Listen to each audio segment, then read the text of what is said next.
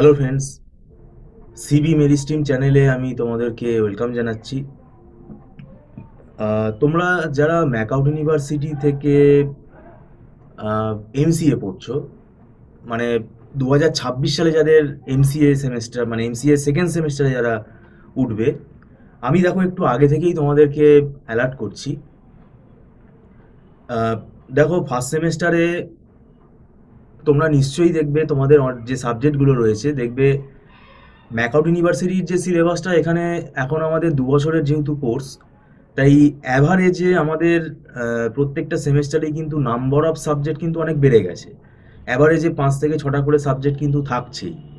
তো সেই দিক থেকে দেখতে গেলে তোমাদের সেকেন্ড সেমেস্টারে আমি কম্পালসারি সাবজেক্ট যদি বলি, তাহলে তোমাদের 4খানা সাবজেক্ট আছে। ডেটা স্ট্রাকচার আছে, নেটওয়ার্কিং আছে, অপারেটিং সিস্টেম আর জাভা প্রোগ্রামিং আছে। তো এই 4টে সাবজেক্ট তোমরা বুঝতেই পারছো, এবং আমাদের সেমেস্টারের যে সময়টা, এটা কিন্তু পুরো দেখবে আমরা মানে এনাফ টাইম আমরা কিন্তু পাই না।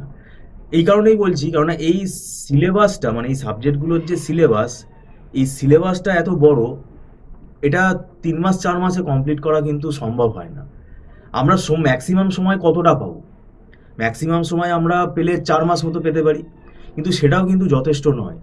তো সেই জন্যই আবার এখন তোমরা আস্তে আস্তে নিশ্চয়ই তোমাদের আইডিয়া হয়ে যাবে, এখন কোনো সাজেশান মেলে না, কোনো সাজেশানই মেলে না, এবং এখন তোমাকে কিন্তু সবই পড়ে যেতে হবে।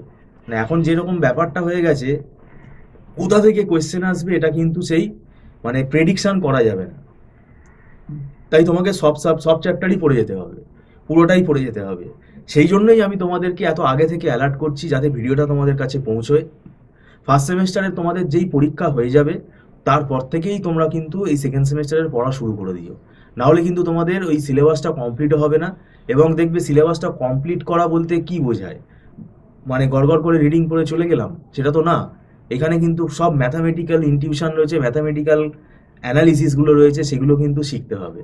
যেমন ডেটা স্ট্রাকচারের মধ্যে তোমাদের পাইথন দিয়ে প্রোগ্রাম আছে, পুরোটাই প্রোগ্রাম আছে।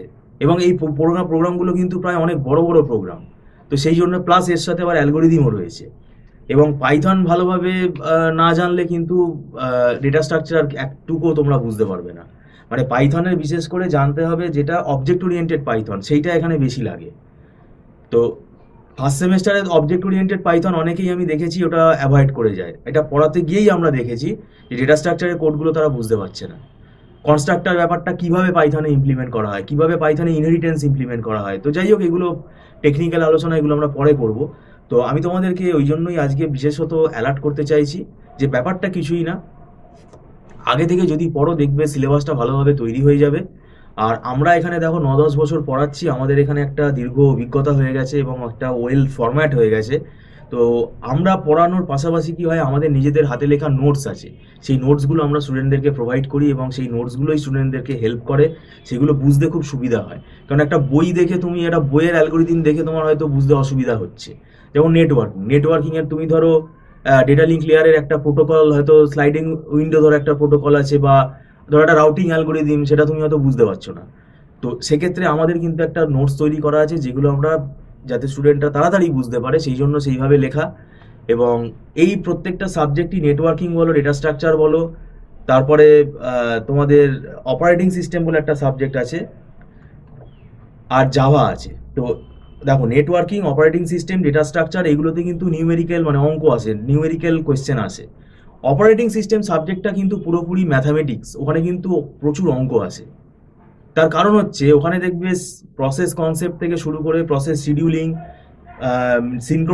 Process synchronization, memory management, disk scheduling, এইগুলোর ওপর কিন্তু আমাদের সব ফর্মুলা আছে, মানে অ্যালগোরিদিম আছে, অ্যালগোরিদিমগুলো দিয়েই আমাদের নিউমেরিক্যাল আসে। তো সেই নিউমেরিক্যালগুলো ছেড়ে আসলে হবে না। এবং অপারেটিং সিস্টেম সাবজেক্টটা থিওরিটা হচ্ছে এখানে লেস, অ্যালগোরিদিম হচ্ছে মোর। এটা হচ্ছে অ্যালগোরিদিমই বেস সাবজেক্ট, এখানে পুরোটাই কিন্তু তোমার অ্যালগোরিদিম। তো সেই জন্য অ্যালগোরিদিমগুলো না বুঝলে কিন্তু কোনো মানেই হবে না পড়ার।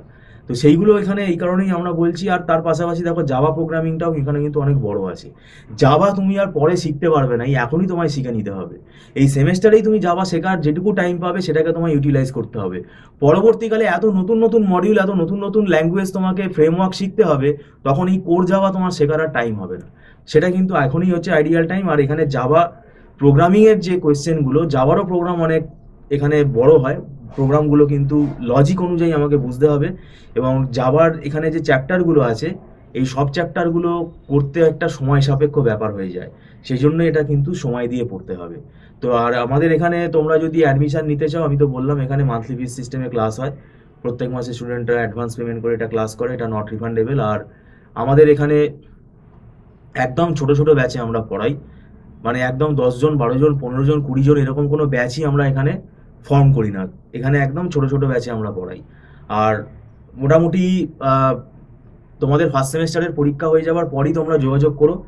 আর শুধু যে আমি বলবো যে দেখো আমাদের ইনস্টিটিউটেই তোমায় পড়তে হবে তার কোনো মানে নেই, কোনো না কোনো একজন সিনিয়র ফ্যাকাল্টির তোমরা হেল্প নাও, যিনি এমসিএ পড়ান, তিনি তোমাকে গাইড করে দেবে। মানে ব্যাপারটা কি হবে, তোমার জিনিসটা তাড়াতাড়ি হয়ে যাবে। একটা টপিক দেখো, টিউটোরিয়াল এআই দেখে পড়াটা খারাপ না, কিন্তু ওখানে কি তোমার 100% ব্যাপারটাকে তুমি সলভ করতে পারছো? ভ্যারাইটিস অফ, মানে অ্যালগোরিদমের এক একটা ভ্যারাইটিস এক্সপ্লেনেশন আছে, অপারেটিং সিস্টেমের ভ্যারাইটিস প্রবলেম আছে, ব্যাংকার্স অ্যালগোরিদমের ওপর যে প্রবলেমগুলো আছে ভ্যারাইটিস প্রবলেম আছে।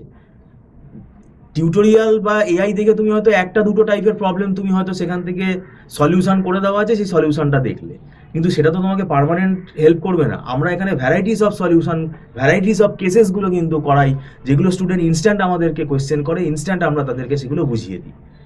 আমরা যখন পড়েছিলাম তখন হয়তো এআই ছিল না, অতটা টিউটোরিয়াল তখনও আসেনি, তখন তো সলিউশন পাওয়া যেত, তখন তো ভাই আমাদের গুগলটা ছিল, গুগলে কোশ্চেন দিলেই তো গুগলে তো অ্যান্সার দিয়ে দিত। এআইতেও কি হচ্ছে, এআইতেও তো ব্যাপারটা তাই হচ্ছে, ঠিক আছে, এআইতেও ব্যাপারটা তো তাই হচ্ছে। তা সেটা তো আগে তো গুগলেও হতো, তার মানে আমাদের কি কোনো টিচার নিতে হয়নি? নিতে হয়েছে, কেন সেইটা দেখে বুঝে ওঠার মতো আইকিউ লেভেল এটা তো সবার সমান হয় না। সেই জন্যই আমি বলছি আমাদের ইনস্টিটিউটে যে আসতে হবে তার কোনো মানে নেই, এটা তোমাদের যাতে হেল্প হয়, তোমরা সেটা তোমরা নিজেরাই ব্যক্তিগতভাবে ডিসিশন নেবে। এবং দেখো সেকেন্ড সেমে পরে তোমাদের থার্ড সেমে কিন্তু দেখবে নাম্বার অফ পেপার অনেক বেড়ে যাবে, এই সেকেন্ড সেমটা চেষ্টা করবে প্রত্যেকটা পেপার যেন তোমাদের ক্লিয়ার হয়ে যায়, ঠিক আছে, প্রত্যেকটা পেপার ক্লিয়ার করার চেষ্টা করতে হবে, এবং তার জন্য তোমাদেরকে সময় দিয়ে পড়তে হবে। যাই হোক, ভিডিওটা সম্পূর্ণ দেখার জন্য তোমাদেরকে আমি ধন্যবাদ জানাচ্ছি। Thank you so much.